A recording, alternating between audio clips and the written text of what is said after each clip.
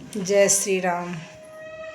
तो आइ हम सोना पर बात करै छी जे सोना मतलब ओहि जाहि टाइमके हमसब छिए ताहि टाइमके बात कऽ रहल छी।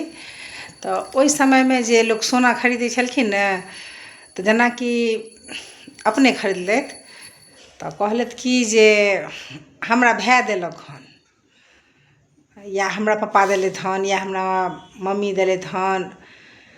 हुनकर खरीदल खुदके रहै छलनि, लेकिन हुनका सबके ने मतलब एहि तरहक डर बैसल छलनि गार्जियनके, साउसके, दियादनीके, या जे परिवारमे लोक हेतनि तकर सबके, जे बुझि जाएत तऽ की कहत। आ डरसँ ने ओसब जे गहना बनाबै छलखिन से नहि पहिरै छलखिन।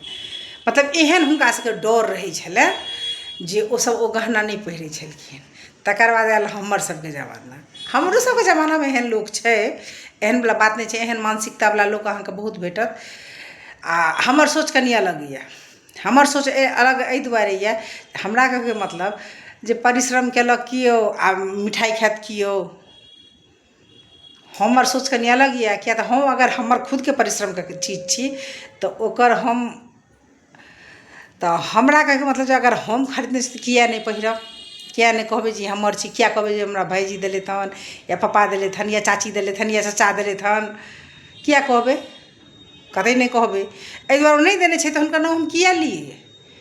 भाइ जहन ओ हमरा देता तहन ने कहबै, आओर नहि देता तऽ किएक कहिए।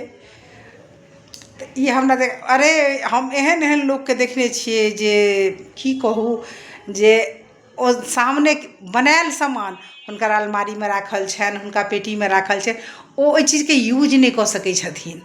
जे मतलब बुझि जाएत अरे भाइ खर्चा कऽ कऽ बनेलहुँ हन, शौकसँ बनेलहुँ हन, तऽ पहिरै लए बनेलहुँ हन ने, आओर पहिरब।